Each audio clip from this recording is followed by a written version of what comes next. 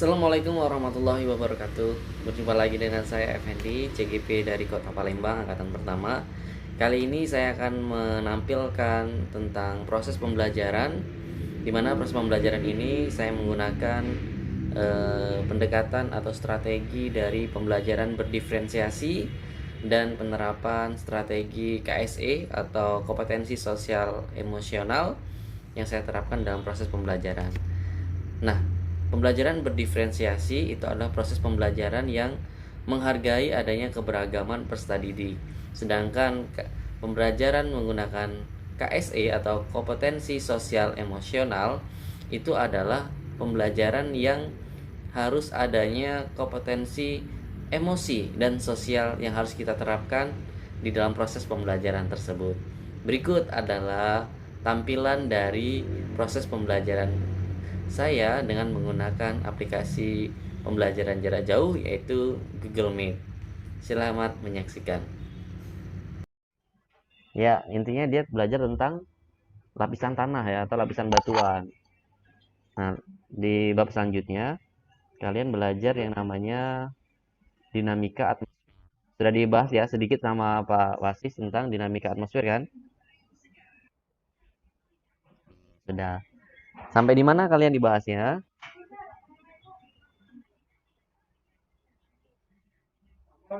Cuaca dan iklim. Oke. Masih ada yang ingat cuaca dan iklim itu apa?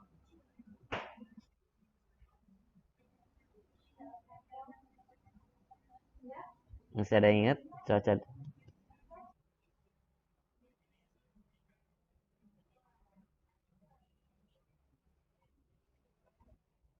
Oke. Ini yang lain masih banyak yang mati nih. Si ku ada cut ini bacanya namanya cut atau cut nih. Ada cut, ada 5 ya. Ini anggap bumi ya. Oke. 5. 1, 2, 3, 4 dan 5. Lapisan pertama ada yang tahu apa? Coba. Ya, kedua stratos, yang ketiga mesos, yang keempat termos dan terakhir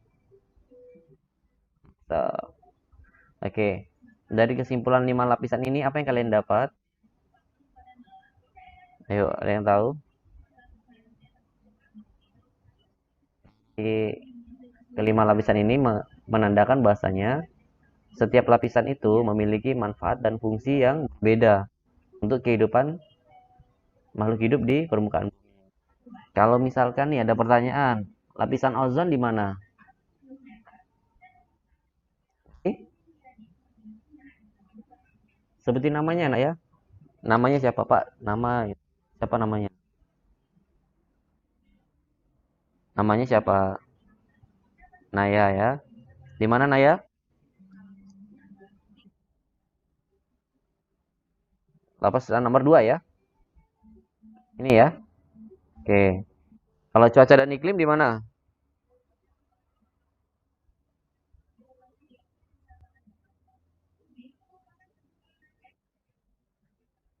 Ya, siapa namanya?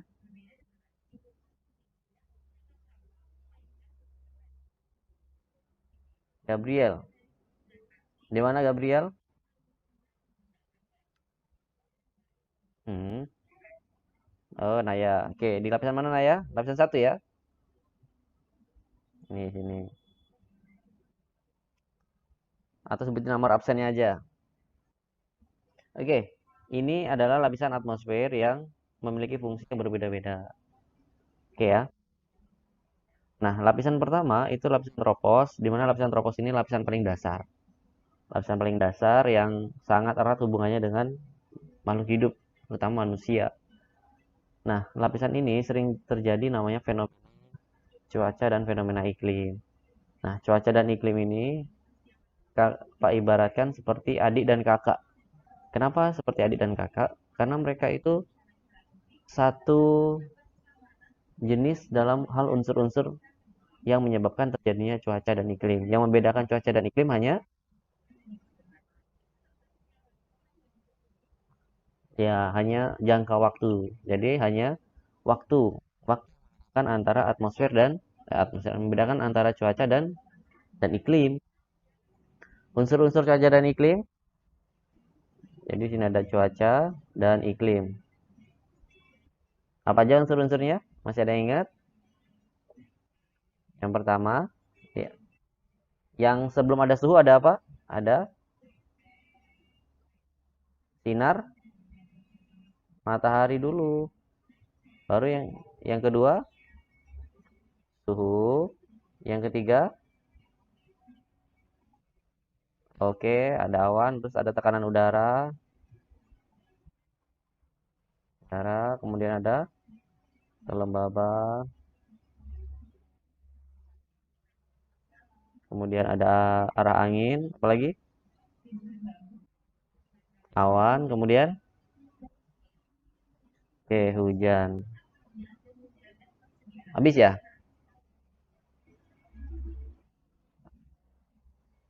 Apa? Ini ya, ini unsur-unsur cuaca dan iklim.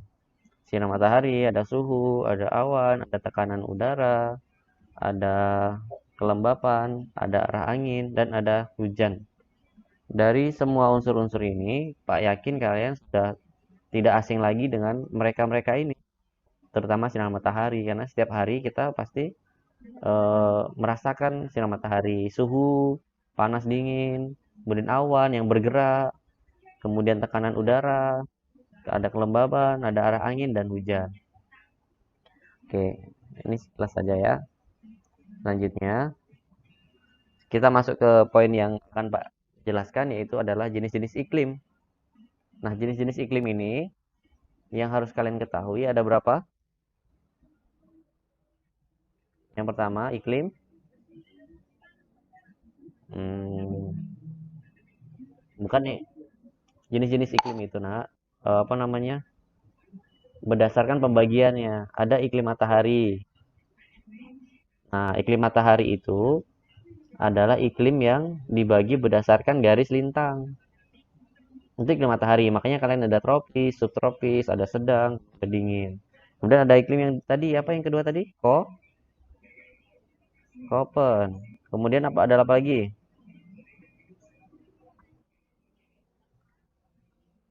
Iklim hujan tropis. Terus iklim apa lagi?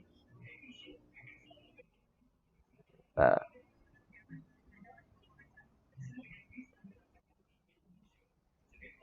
ada iklim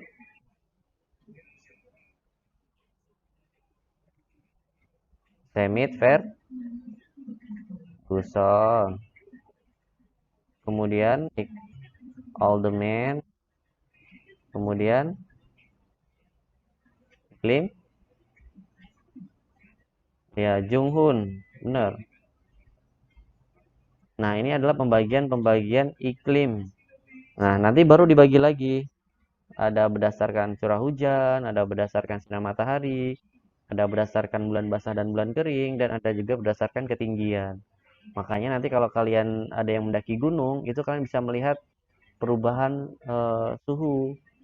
Nah, itu berdasarkan si Junghun nih. Nah, Junghun ini melakukan riset atau penelitian di Indonesia, ada di Lembang dan di Sumatera Selatan. Bayangin ya, orang luar tuh melakukan riset iklim itu harus ke Indonesia. Karena Indonesia itu memiliki kompleksitas iklim yang luar biasa. Kemudian ada Semi Ferguson. Semi Ferguson ini adalah iklim berdasarkan bulan basah dan bulan kering. Nah, materi kita yang akan Pak bahas itu adalah materi tentang iklim Semi Ferguson. Ini pasti bisa dilihat videonya. Tampil? Oke, silakan perhatikan baik-baik ya.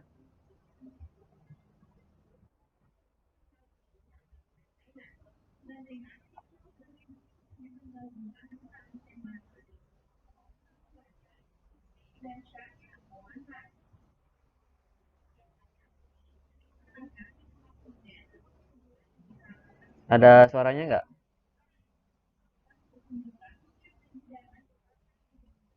Ada ya tampilannya ya.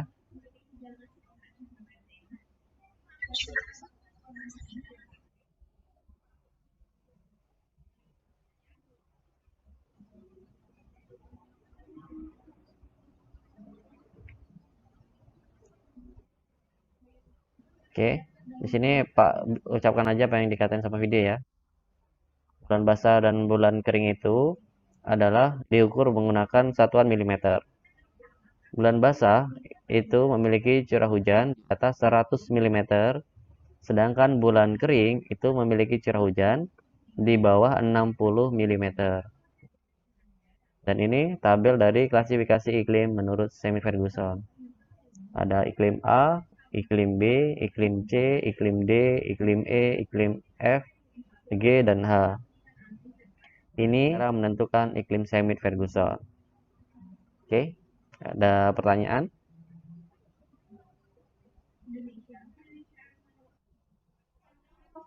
Oke, kita buat ya bulan sama curah hujan. Oke ya.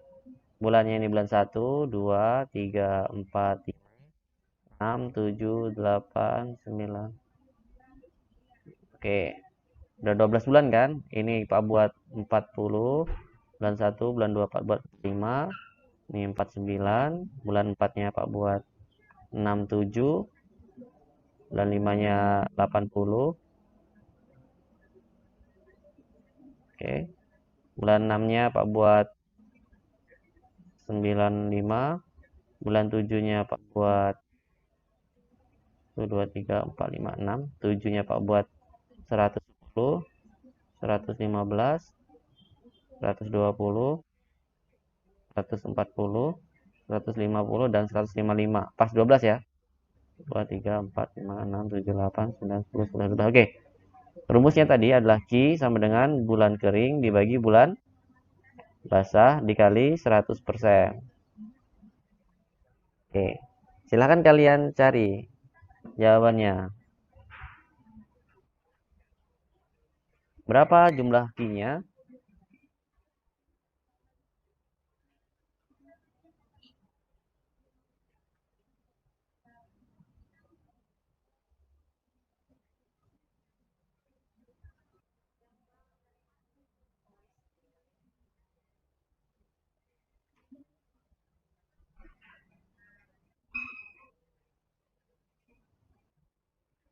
Apa tadi bulan kering? Bulan kering itu curah hujan yang kurang dari 60. Bulan basah lebih besar dari. Oke, benar. Silakan dihitung berapa?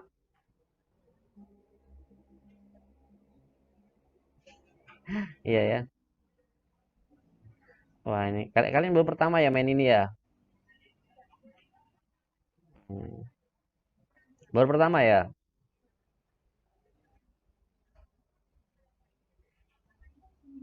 Ya, disusun, disusun. Ini kosong nih. Ya, kalian tulis, kalian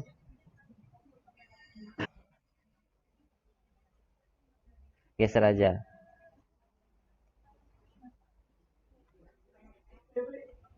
Gini aja biar biar nggak ini ya. Kalian bedain warna kertasnya, ini kan kuning semua kan?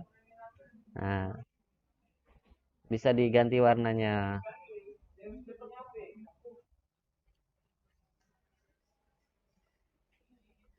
Oke, nanti ada lagi. Kalau nanti ya, kalau kelas 12 nanti kalian akan ketemu Pak. Jadi pembelajarannya itu banyak ragamnya. Ini oke, terima kasih banyak anak-anak. Kita akhiri pembelajaran kita pada hari ini dengan sama-sama berdoa. Oke, Pak Pimpin ya, berdoa menurut kepercayaan masing-masing. Berdoa dimulai. Oke, terima kasih. Terima kasih ya, sampai jumpa di pertemuan selanjutnya. Pak akhiri. Wassalamualaikum warahmatullahi wabarakatuh.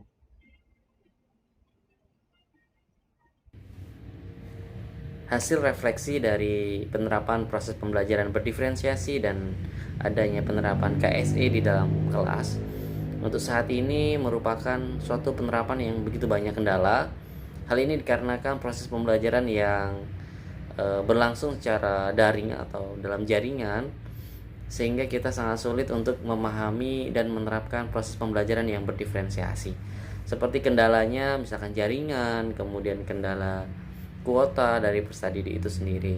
Sedangkan apabila proses pembelajaran itu dilakukan secara luring, mungkin penerapan proses pembelajaran yang berdiferensiasi dan adanya penerapan KSE itu akan lebih mudah dan mungkin bisa dijalankan dengan maksimal.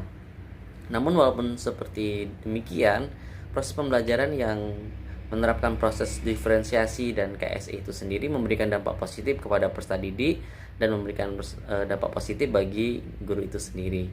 Sebenarnya pembelajaran berdiferensiasi itu sendiri sudah pernah kita terapkan di dalam proses pembelajaran setiap harinya. Namun baru mengetahui bahwa istilah pembelajaran yang kita terapkan itu adalah proses pembelajaran berdiferensiasi. Nah, proses pembelajaran berdiferensiasi ini memberikan kesempatan kepada peserta didik untuk memaksimalkan potensi yang ada pada diri mereka. Karena pembelajaran berdiferensiasi itu menghargai keberagaman dari peserta didik itu sendiri, baik dengan menggunakan diferensiasi proses ataupun diferensiasi produk. Nah, sebenarnya penerapan proses pembelajaran berdiferensiasi ini begitu luar biasa efeknya bagi peserta didik itu sendiri. Yang kedua itu adalah penerapan KSE. Selain penerapan pembelajaran berdiferensiasi, dengan adanya KSE atau kompetensi sosial emosional itu juga membantu dalam proses pembelajaran. Karena di sini kita dapat mengetahui perasaan dari peserta didik itu sendiri, kemudian kita dapat menanamkan tentang bagaimana memunculkan sikap sosial dan emosional yang baik dalam proses pembelajaran yang hubungannya erat dengan keberagaman, di mana dalam KSE itu sendiri peserta didik akan kita pilihkan satu atau dua dari kompetensi sosial emosional itu sendiri. Sedangkan dalam proses pembelajaran saya ini saya menerapkan pengenalan emosional diri. Di sini setelah melakukan pembelajaran, peserta didik melakukan refleksi tentang apa yang mereka rasakan setelah melakukan proses pembelajaran. Mungkin masih terkendala banyak hal ya dalam proses pembelajaran ini, namun begitu luar biasa antusias dari peserta didik. Namun ya kendala pasti ada karena proses pembelajaran ini melibatkan jarak jauh, sehingga kita memonitor dan memberikan bimbingannya itu secara jarak jauh yang pasti terkendala jaringan, terkendala putusnya komunikasi, ada yang terlempar dari room, ada yang ketinggalan login, ada yang susah login. Itu adalah kendala-kendala yang saya temui. Namun hal ini memberikan efek yang begitu luar biasa kepada peserta didik. Mereka baru mengetahui bahasanya ada refleksi untuk mengemukakan perasaan diri mereka itu sendiri, sehingga mereka merasa dihargai, mereka merasa dilibatkan di dalam proses pembelajaran. Nah, itulah pentingnya proses pembelajaran yang berdiferensiasi dan menerapkan kompetensi sosial dan emosional. Mungkin itu saja refleksi dari saya. Semoga kedepannya kendala-kendala yang saya hadapi dapat saya selesaikan dengan baik, dan proses pembelajaran berdiferensiasi dan menerapkan kompetensi sosial emosional itu dapat kita terapkan di dalam kelas dan memberikan efek yang positif bagi peserta didik, dan tentunya dapat menginspirasi bagi pendidik-pendidik lain, khususnya di SMA Negeri 3 tempat saya mengabdi ataupun di sekolah-sekolahan lain. Mungkin itu saja sedikit sharing dari saya. Terima kasih banyak. Sampai jumpa di video selanjutnya. Jangan lupa untuk tetap mematuhi protokol kesehatan untuk membantu pemerintah dalam mengatasi persebaran pandemi COVID-19 khususnya di Kota Palembang dan umumnya di negara kita tercinta, yaitu negara Republik Indonesia. Terima kasih dan sampai jumpa.